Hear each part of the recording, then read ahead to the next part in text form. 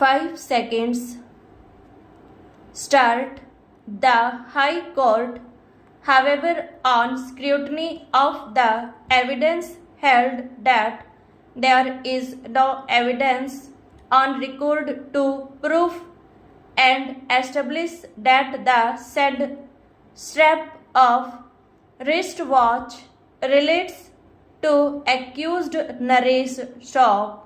The High Court also disbelieved the aforesaid circumstances in view of the fact that no watch has been recovered from the possession of accused Naresh to prove that the recovered strap to of wrist watch pertains to the watch of Naresh Shroff.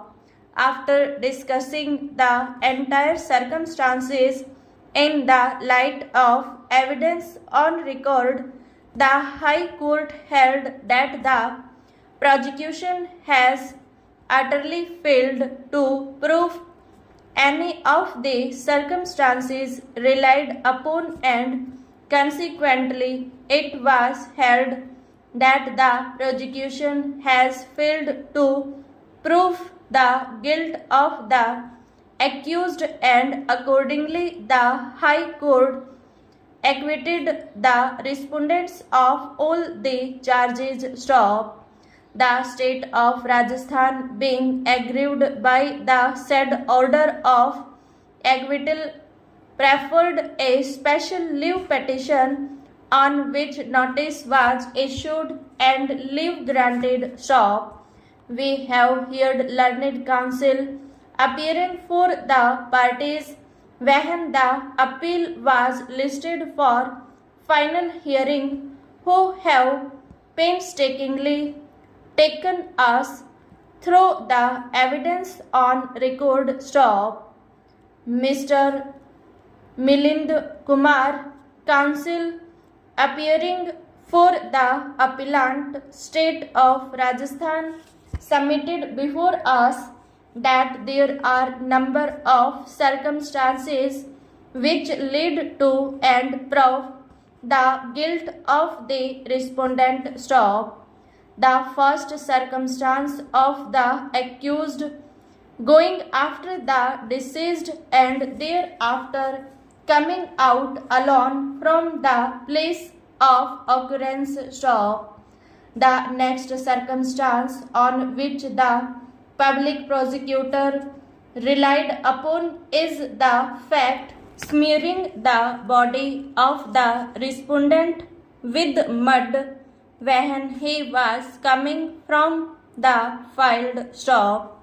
The other circumstance heavily relied upon was the factor of recovery of jewelry belonging to the deceased at the instance of the accused from Ramcharan Sahu, PW20 Shroff.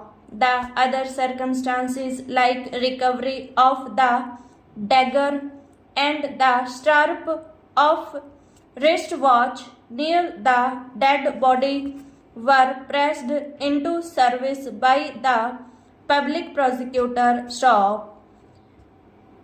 Mrs. K. Shardha Devi, the counsel appearing for the respondent, however, submitted that since the present appeal is an appeal against an order of acquittal, the same should not be set aside unless the court comes to a definite conclusion on the basis of cogent and reliable evidence that it is the accused who had committed the crime. Shroff. It was vehemently submitted by her that if two views are possible on the same evidence, the one in favor of the accused must be preferred. Shroff.